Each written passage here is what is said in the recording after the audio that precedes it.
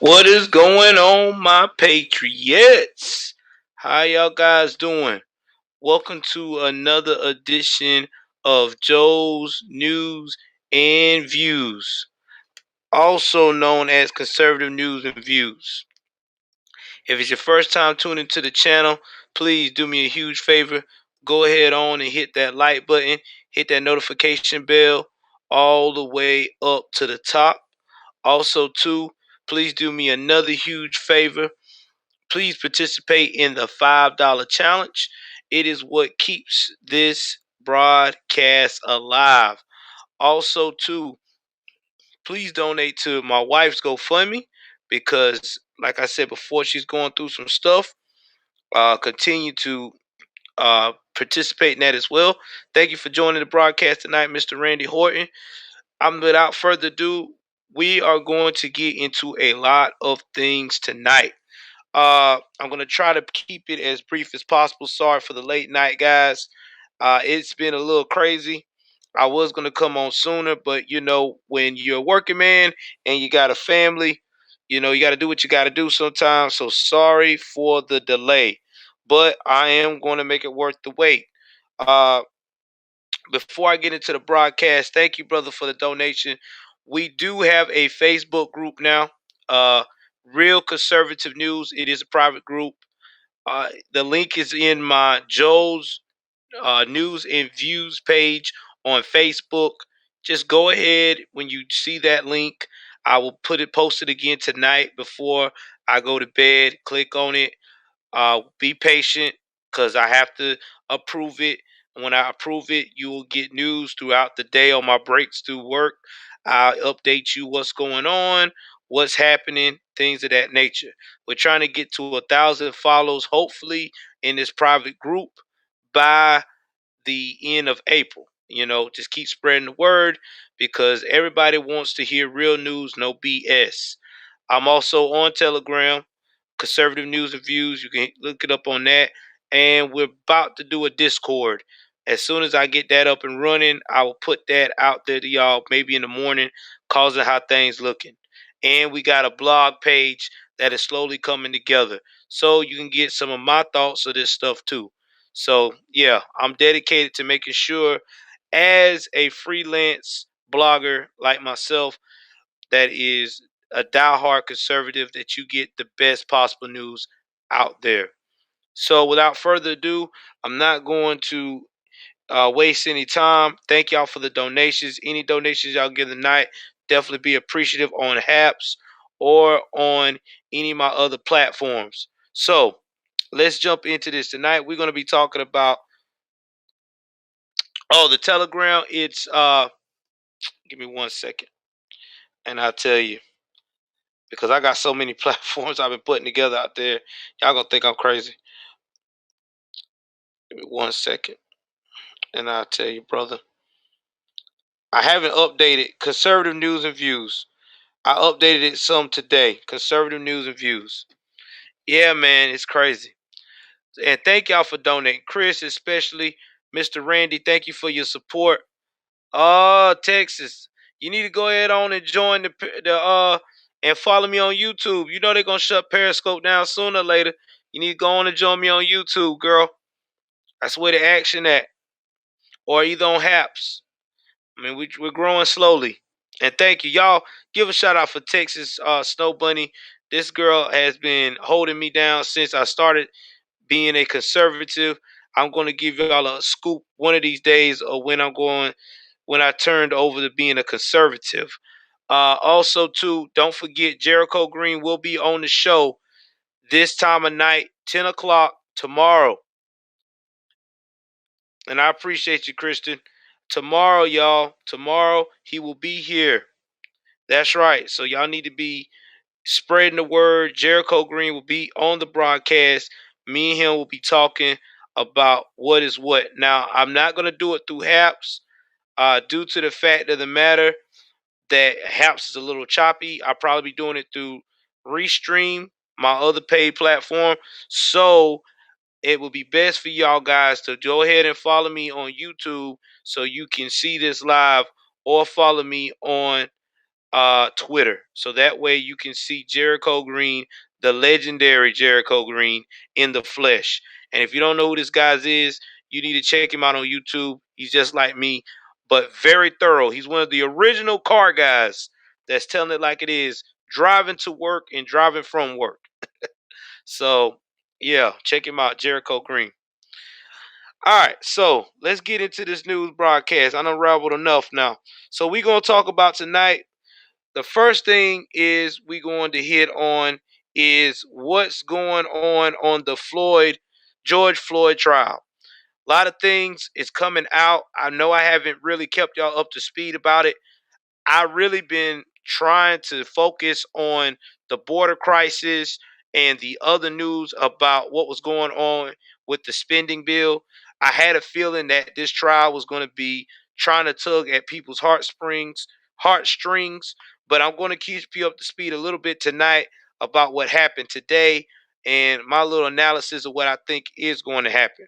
So let's jump into this story right here, right now, and let me give y'all an idea how this gonna look. Give me 1 second here.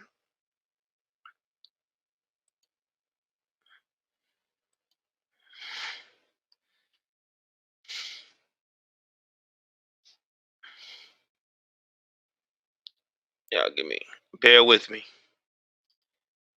I just want to get the picture.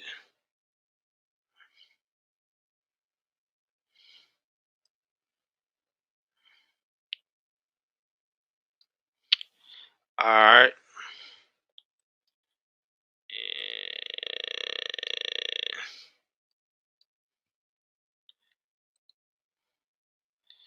And here we go.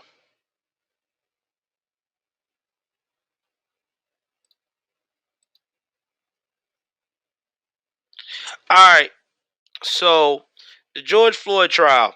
Y'all guys know the George Floyd trial was the trial that everybody talked about that sparked off the biggest riot of all times.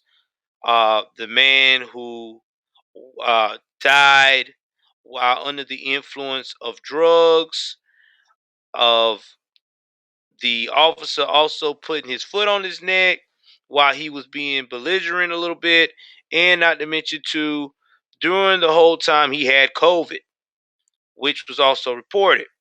All this rolled up to making everybody upset, everybody emotional, and we had days and days of riots. Well, the trial has finally arrived, and it's going on day 4 of the trial. Now, during day 4, there's been testimonies, there's been twists. One twist that happened was a person that was supposed to testify that was with George Floyd that day did not testify. He pleaded the fifth. I don't know if he was supposed to be on the defense side. I don't know if he was supposed to be on the prosecution side. But either way it goes, he pled the fifth, so he did not testify. So today we're going to talk about the testimony given by the girlfriend that was with him. She's going to go through the day events of what happened, what George Floyd was doing, and going from there. Now, Thursday, Floyd's former girlfriend was recalling how the pair met and their shared history of narcotic addiction. Courtney Ross, 45, testified through tears at the Hennepin County Courthouse in Minneapolis, Minnesota, where Chauvin is standing trial. She recalled how she and Floyd met in 2017 at a Salvation Army shelter where he worked as a security guard. She said they grew addicted to on opioids after initially being uh, prescribe them for pain. Now, both Floyd and our story, it's a classic story of how many people get addicted to opioids. We both suffered from chronic pain. Mine was in my neck and his was in his back, Ross told the court. We both had prescriptions. But after prescriptions that were filled and we got addicted and tried really hard to break that addiction many times. Now, Chauvin is accused of killing Floyd after being seen in moments captured on video kneeling on the 46-year-old man's uh, black man's neck for 9 minutes and 29 seconds as he lay face down in the handcuffs last May. The most serious charge against the since fired white officer carries up to 40 years in prison. The defense has argued that Chauvin did what he was trained to do and that Floyd's death was caused instead by Floyd's illegal drug use, underlying health conditions, and the adrenaline flow through his body. An autopsy found fentanyl and methamphetamine in his system. Ross, who was a prosecution witness, testified that she and Floyd used drugs on and off throughout the 3-year relationship. She said they also took the prescriptions of others as well as illegal drugs.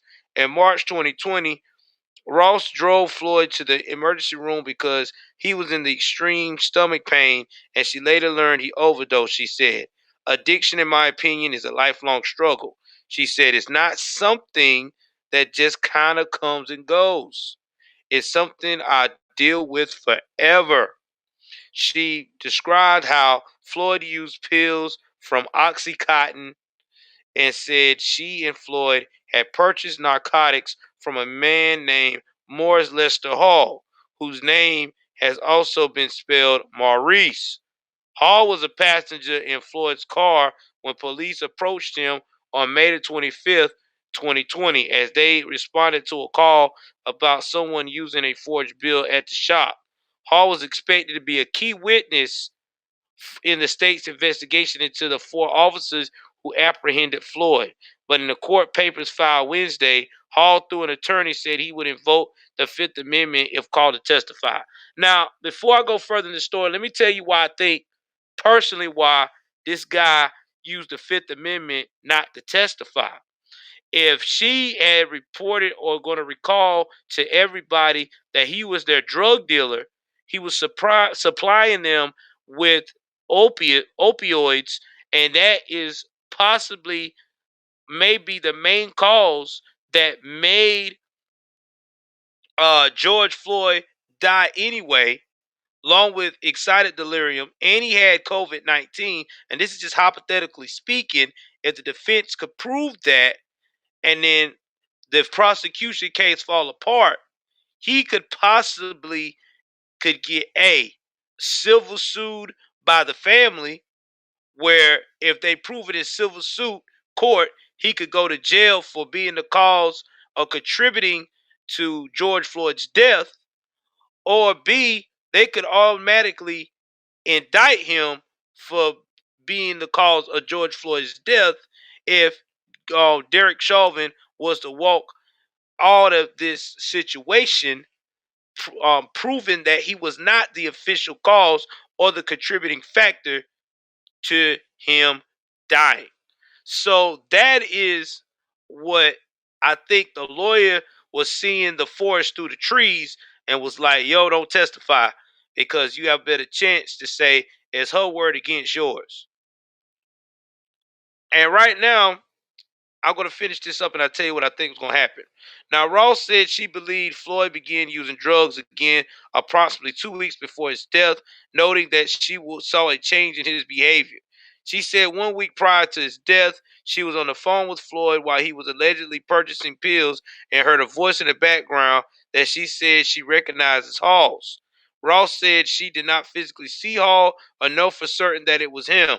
Under cross-examination by Chauvin's attorney, Eric Nelson, Ross said Floyd's pet name for her in his phone was Mama, testimony that called into question the widely reported account that Floyd was crying out for his mother as he laid pinned to the pavement. In some of the video footage, Floyd could be called repeatedly calling out Mama. He had said, "Mama, I love you. Tell my kids I love them." Later in the day, Minneapolis MS worker Seth Bravardar testified that he and his partner were in the downtown section of the city of May 25th, 2020. And when they received an initial call, which was a code 2, meaning routine driving with no lights or sirens for a mouth injury with police on scene, it was upgraded shortly thereafter to a code 3, which required emergency lights and sirens. All right, y'all. This is what I think about this case. And I know I'm gonna piss a lot of fucking people off, and I don't give a shit because the truth is the truth. All right, George Floyd, that everybody running around here painting as a saint, was not a saint. The man was a known drug user. The man had a battle with drugs. He had so much drugs in his system, he damn near could have started a mini pharmacy.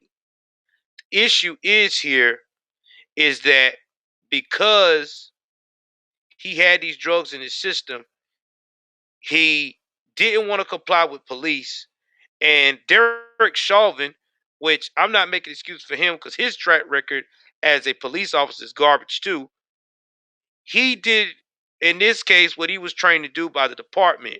It's in the handbook that they supposed to put the D on the neck. That's what they were trained to do. And with that being said, there's a good shot that if his lawyer can prove that, and there was two autopsies done. Now y'all gotta remember this now. They said the cause of death was methamphetamines from the county coroner and also uh asphyxiation, but they couldn't tell if it was from the knee or the neck or whatever. I want to say that what they said was the cause of death. I want to make sure I'm right, but I think that's what it was.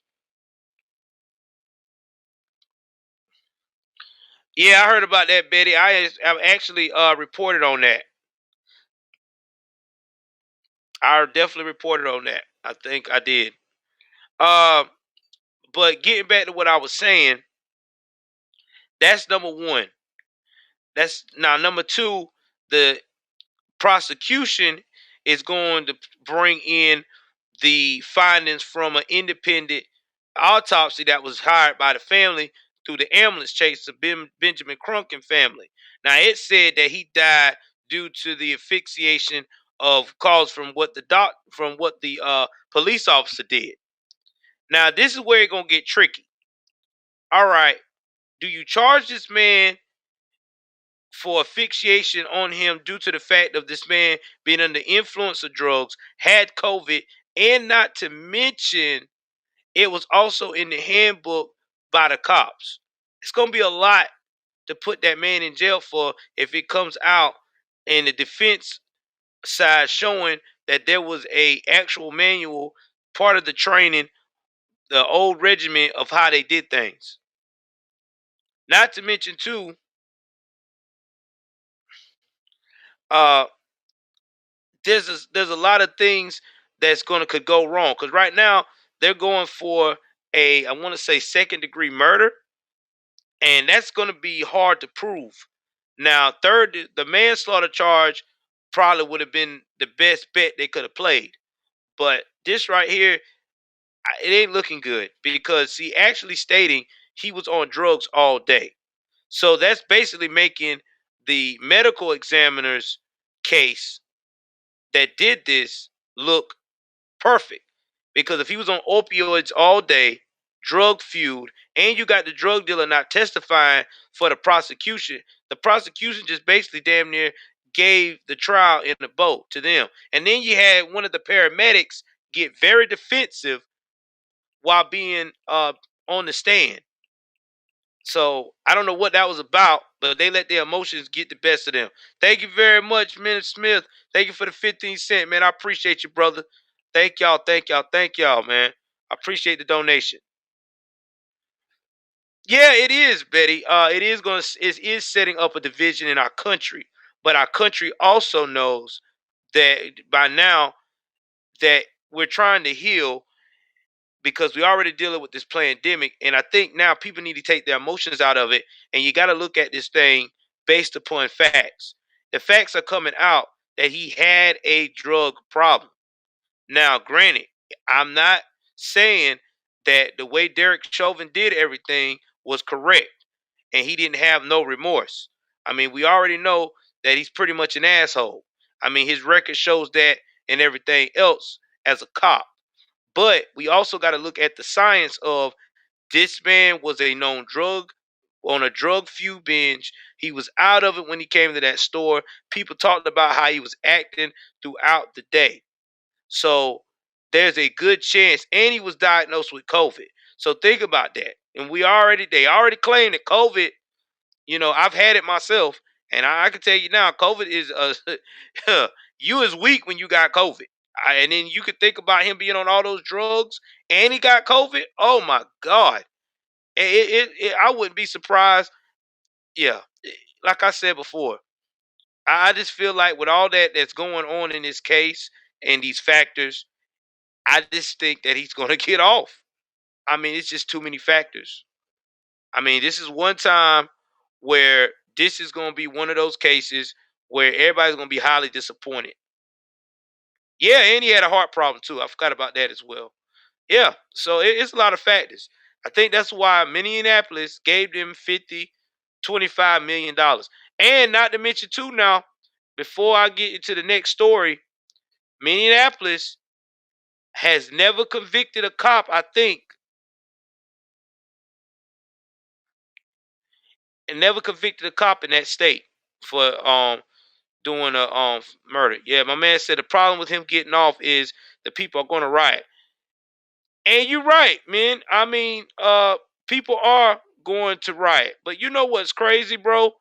Uh People are going to riot anyway, even if he doesn't get off.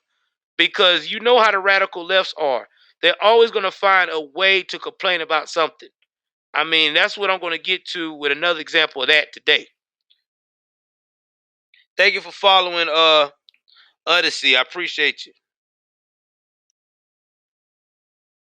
All right, so we're gonna get into the next story. We're gonna talk about that. We are going to talk about the border crisis.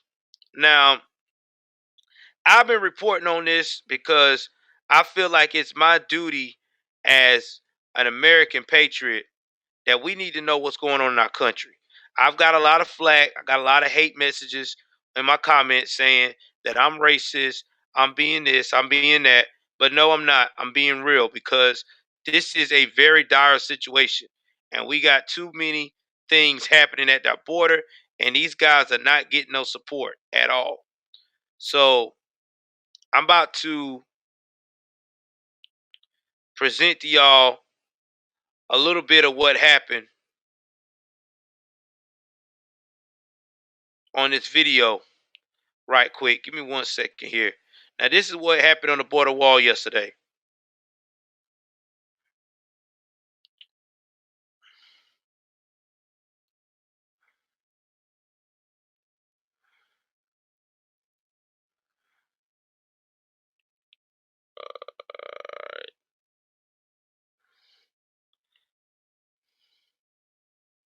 Yeah, I want y'all to see this shit here. Give me 1 second, and I'm finna play it so y'all can see what happened on this wall.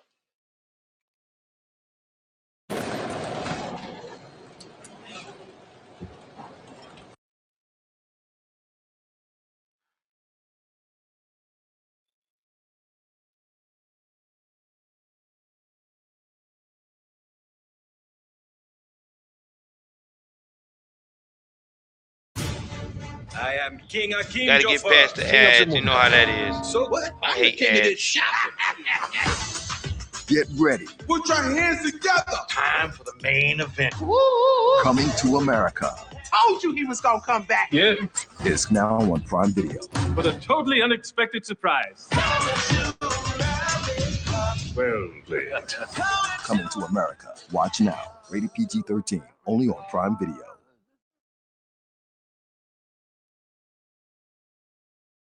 I want to introduce you now, Gloria Chavez. She is the Border Patrol El Paso Sector Chief, the agent who released that video. She wanted people to see it. Other agents wanted you to see it as well. She was kind enough to join us and does so right now. Thank you very much.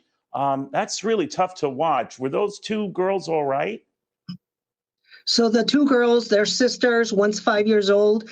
The other one is 3 years old.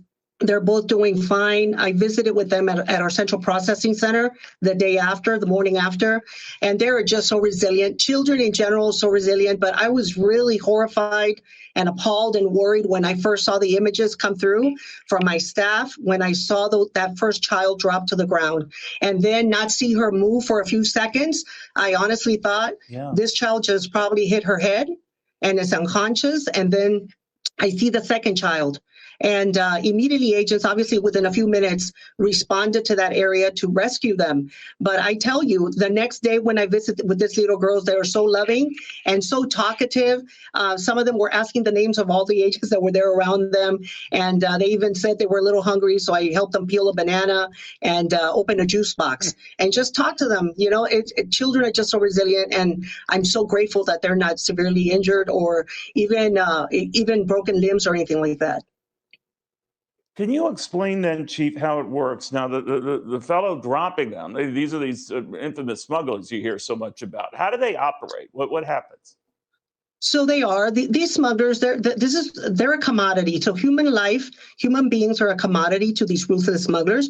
We know their tactics. I mean, I've been doing this over 25 years now, and we know exactly the tactics of these people. And for them, it's just a profit. So for us, all right. So I had to stop it right there. So y'all see what that lady said? She said she know the tactics of these people. This is a profit. This is what we've been trying to tell these crazy radical lefts who keep talking about bring them over here, let them loose. Immigrants need freedom and all this. No, y'all don't understand. These parents allowed their 5-year-old children, 2 girls, 5 years old. Their mama in them is not with them. Their mother and father is not with them. No grandma, no uncle, no nobody. They was dropped over a fence wall. I think it was like a 14-foot drop. And that was it. Dropped them like you dropping off a package. And these people give these coyotes all kind of money. I think the going rate right now, I think it was, I may be mistaken, the families are paying 10 to 12,000, I think 10 to 15,000 a pop to get their children over to the US. Yeah, I know. That's the track. And yeah, and a lot of times they do that. Just like you just said, sell them. And these children go through all kinds of abuse imaginable because you giving your child to some strangers. Because in your mind, you're thinking, well, I want to give my child the best dream possible. I'm sorry. But if my child want to be part of the best dream possible, I'm being selfish and a caring parent. I'm going with them. We're going to coyote this together.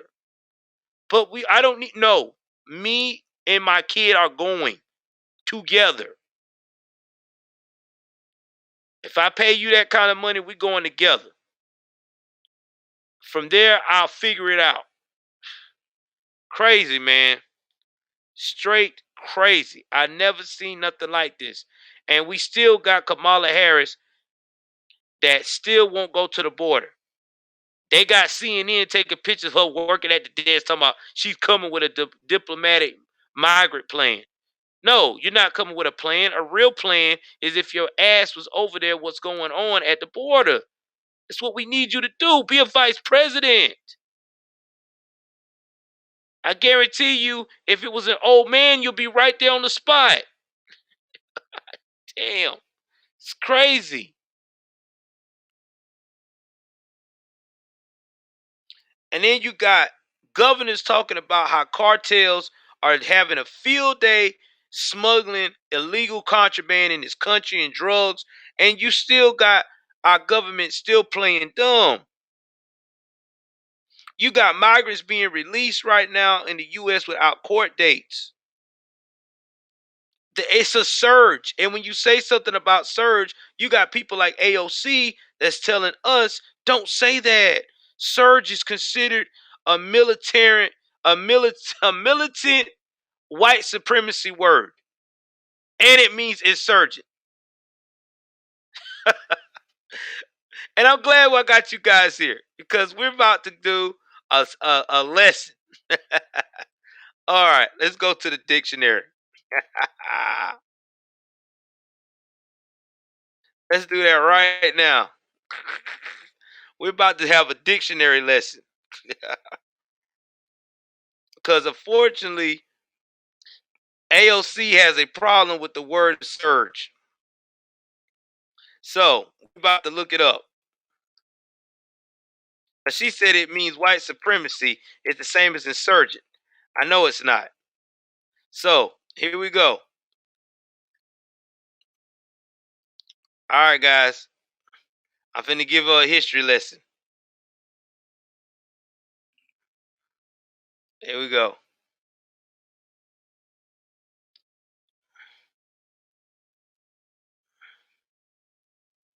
All right. I want to make sure that whoever's on AOC team, they can see this. Surge, a strong wave-like forward movement, rush or sweep. Let's use it as an example. The onward surge of an angry mob. Sound like what's going on at the border, AOC. Let's go again. Strong, swelling, wave-like volume or body of something. AOC. Sound like the same thing that they're doing at the border, where people are lined up trying to surge into the US of A. Oh man, isn't that amazing? I don't see anything about insurgent. What? Oh my God. And by the way, this is from dictionary.com, AOC, something that you may need to ponder in referring to and using before you start using words that you don't understand. Now we're going to go with insurgent. Because that's what she said. I know it sounds the same, but we're going to help you out with insurgent. Oh my God. Well, isn't this something? The meaning is a little different. A person who rises in forced opposition to lawfully authority, especially a person who engages in armed resistance to a government or to the execution of its law or rebel. Damn. You know, that's interesting, AOC. That isn't nothing like surge. Because surge is like a body of force of trying to move forward. But insurgent is someone who's armed and coming at us. We never said that the immigrants were ever armed. We never said that they were trying to mess with the government. They like our government. That's why they're trying to come here. We never said they were a rebel. Man, this is interesting. I feel like we're learning something tonight. Oh, it gets better. I'm finna break it down for it, buddy. Because, you know, some people don't understand what English is. Thank God that I did real well in literature in English. A member of a section of a political party that revolts against the methods or policies of the party. Sound like something that you're doing right now, AOC, you in the squad. Because every time you turn around, you want to twist the information that is provided to you that your party is fucking up, and you want to go and buck against that information. That information that is supposed to be keeping us as Americans informed, and you should have a plan to protect us, not a plan to try to forward your numbers on Instagram. But hey, what the hell do I know? I'm just a guy who's a blogger. I've never been a bartender. I never got lucky enough to run into Congress without no talent. Shit. I'm about to start to think that, hey, if she can be on Congress, I could be on Congress too. Fucking nuts, man. Where did they get these people from? Jesus, they need to stop this plug and play shit. It's what we got. Plug and play politicians. Gonna talk about surge is the same as insurgent. Come on, man. Let's get better. Let's do better. All right. So in other news, I wanted to talk about this. Now, this has been talked about for a while. If y'all haven't heard, the Democrats are mad with Manchin. Now, Manchin, to me, is a centrist. He's a borderline conservative. You know, he comes from West Virginia. The guy has been a congressman in West Virginia for years. And the reason why Joe Manchin was able to keep that seat, because Joe know how to be liberal, but he also know how to be conservative a touch enough to make the Virginia people be like, all right, I like him. He's pretty cool. He understands us. Because, in West Virginia, there ain't nothing but coal mine country anyway. So those guys are hardworking, blue-collar people. So anyway, Joe Manchin has been making waves because he doesn't want to get rid of the filibuster. That's right. He feels like the filibuster is freaking stupid. And I don't blame him. Think about this filibuster. I don't want to get rid of filibuster because he thinks it's a stupid idea. Because it's to be set in place if you got a small party, you can object with a certain amount of votes that they're going to need to pass these laws instead of just going over your head. Well, you know how the liberals are. The diehard liberals want to say it's racist. But yet Obama, back in 2014, was like, we need the filibuster. It's important to our democracy. Your daughter went missing. No, she was taken. So how is that where all of a sudden, it's an issue? This is crazy. Is there something you're not telling me? It's very crazy. So anyway, Jim Clyburn, who y'all know I cannot stand. If you haven't heard, he's from South Carolina, my home state. I think Jim Clyburn is too old to be involved in politics. His time is up. He's done seen the civil rights movement. You need to quit trying to be hip with the new progressive. Take a back seat and be gone. Let someone else take the reins. Because right now you're not making any sense. You're fucking damn near 100 years old and you still not making any sense. Anyway, he wanted to jump on Joe Manchin's behind because he think it's wrong for him to be begging for them not to kill the filibuster. And what Jim Clyburn did tonight, he went after this man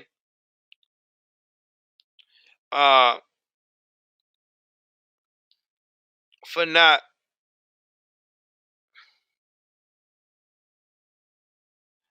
co-sponsoring For the People Act, which Democrats said can only pass if the filibuster rules change. So they're mad at him because he won't do that. He said, I'm insulted when he tells me that it's more important to maintain a relationship with the minority in the U.S. Senate than it is for you to maintain a relationship with the minority of voters in America. Clyburn told Huffington Post, that insults me. Clyburn implied that the Democrat may lose their Senate majority over Manchin. Since when do their rights take precedence over your fellow Democrat? Senator Raphael Warnock, who saw Georgia, which I can't stand this guy, represents my state because I think he's a fucking slime ball, passed his law to keep him from getting elected. Now, Clyburn said after you're going to say it's more important for you to protect 50 Republicans in the Senate than for you to protect your fellow Democrat seat in Georgia, that's a bunch of crap. The issue of civil rights and voting rights, these constitutional issues should never be sacrificed on the altar of the filibuster. Clyburn continued, I've been saying that for a long time. Now, White House Press Secretary Jen Psaki said Wednesday that President Biden is open to dividing Democrats' controversial election bill into multiple parts after Manchin said he didn't think Congress should pass the entire thing at once. Manchin released a statement saying that he supports some of the bill, but that Congress would risk decreasing Americans' trust in election by passing the House or Senate versions of the bill along party lines. So I'm not going to read too much of that because it's a little long article, but I'm going to tell y'all like this. The filibuster, Joe Manchin is trying to tell these jackasses, you need to keep the filibuster because you don't know how 2022 election is going to turn out. there could be a chance that we may get more conservatives in than we had before. Then what you gonna do? Then when they start going around us because you eliminated the filibuster, you're gonna start crying about it again. That's what Joe Manchin is trying to tell his constituents, but they don't want to hear that.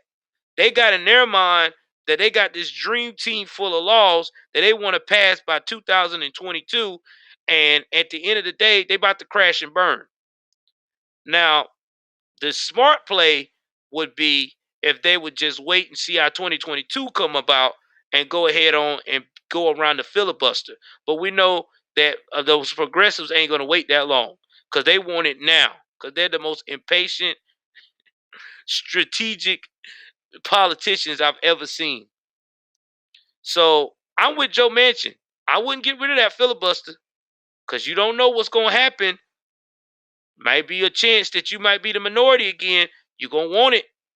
I would let it stay right where it's at. But, that's how they do. They don't never think logically. Now, I'm going to talk a little bit about what happened in Georgia today with the airline company. So, Delta Airlines and all of them made a big fuss and racket about this bill, all right, that just got passed, the voter bill. Now, if you didn't know about the voter bill that got passed in my state of Georgia, it's basically saying, listen, this is what's going to happen. You're going to go and vote. When you go and vote, you are going to take your time, okay? You are going to stand in line. You're going to present your ID showing you are who you say you are. And if you also going to do absentee voting, you don't have to worry about dropping it in a drop box. You can drop it in person at a local polling station and show your ID. Oh, yeah, no food and drink will be served in the line because they feel like food and drink could be a way to basically inspire you to change your vote or influence your vote. Now, I didn't like the food and drink part. I've said it. I've been outspoken about it. I think it was dumb to me. I mean, what is wrong with having food and drink? I mean, if it's free food and drink, it's not like the person go say, "Hey, how's it going? You want this pizza? Oh, well, you better vote for so and so." I mean, come on, man. I mean, it's just food and drink. But I also see their side of things too. They're actually looking at it as, all right, I got the polls open longer.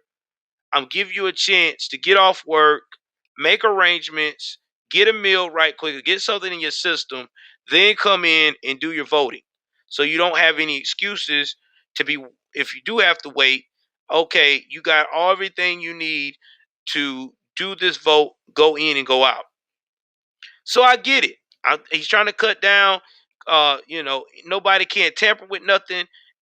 ID has to match. Everything has to match. Well, the progressives don't see it that way. Delta at first didn't say anything about it.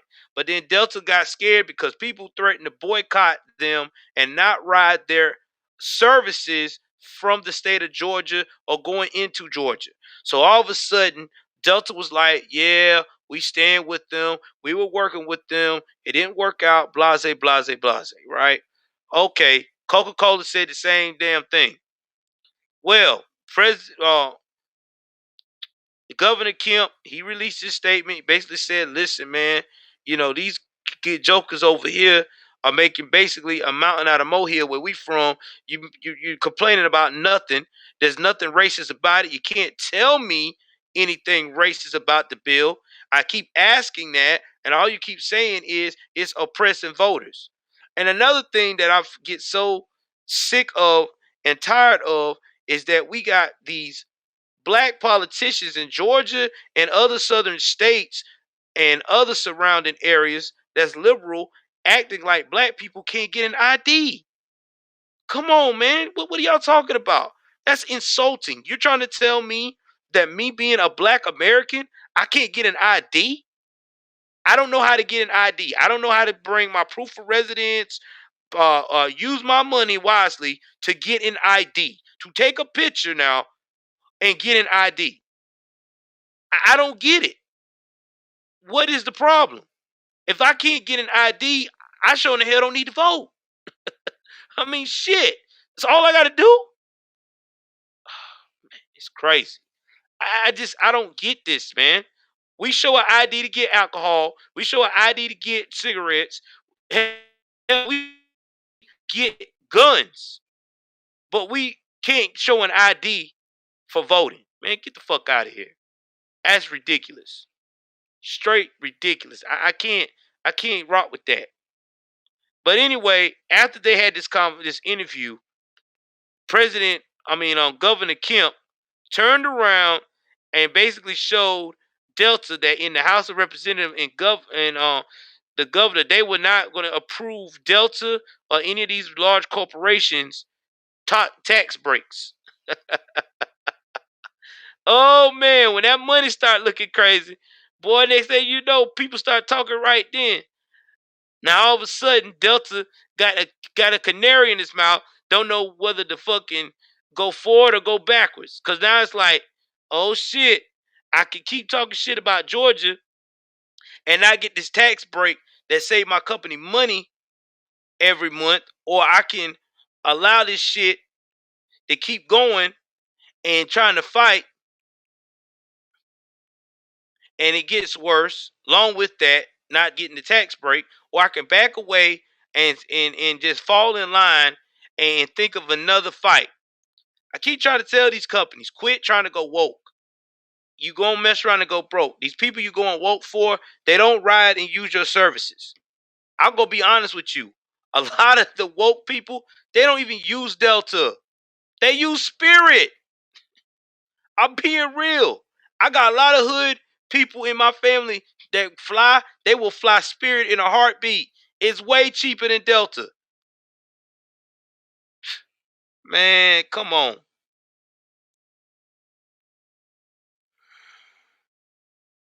So, anyway, there was a lot that went on tonight. I know it's a late night news, and I would go into more detail, but I got to go to work in the morning. But I will give you some wrap up of this last thing. So the last shooting that happened in California, again, rest in peace to the victims. Y'all know that in Twitter, somebody had put out, once again, a liberal person, that it was a white person that did the shooting. Well, guess what? It wasn't that. It was a Mexican man. Dun, dun, dun. What? What's going on? What's going on, liberals? It's not the same type of people you keep thinking. He killed 4 people. He was a 44-year-old man who used to work there named Amenadab Gagzola Gonzalez. That's right. He chained the gates to the office building and everything. Walked in and just started spraying people. Now he's in critical condition. They don't know how bad. They won't say if he's gonna make it or not. But they know he is critically wounded. Now, I just surprised that the liberals ain't saying nothing that much about it. They said it's the worst shooting since 1997 in that state. Why are y'all not talking about it though? Y'all said y'all got prayers, but y'all won't talk about it. Well, I'm finna tell y'all again why they're not talking about it. It don't fit the narrative. See, last time they could spin it and say that the Syrian guy was white. The time before that, when we had the mass shooting with the Chinese people, even though a white person got shot and a Hispanic, we turned it on. They turned it around and say it was a race. It was race related. When the man said he had a sex addiction. Now we got a person who shot up a bunch of people because a disgruntled employee, and he's Mexican. And CNN, CNBC, CBS, ABC, none of them ain't saying shit about it. They don't want to talk about that. They done moved on. It don't fit the narrative. They can't play the victim card. They can't do none of that. And it's sad that we got journalism like that now. It shouldn't matter. The man had a issue. He had a mental problem. Anybody that goes back to their job or whatever, disgruntled because they got fired or upset or let their emotions get the best of them like that, that is a mental condition. That is something that I wish that a lot of these politicians would look at too, these so-called wokies. You should look at mental health. It is a real problem in America. And it's a real problem because we got people like you that don't want to acknowledge it. You want to acknowledge the other shit that doesn't matter. That matters. This man was probably had all the signs of a ticking time bomb.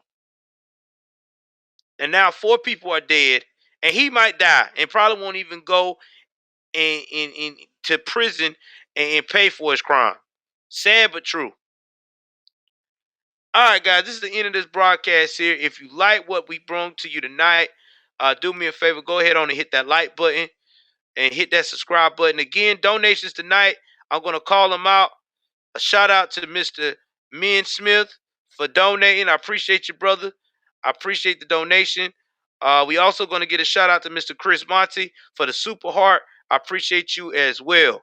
Now, that's what I'm going to do. When you donate to the cause, we're going to call you out. We're going to get you acknowledged. Now, again, if y'all love what I bring to the table, follow me on Telegram. That is Conservative News and Views. You can also follow me on Facebook, Joe's Conservative News and Views. And our new group, The Real Conservative News.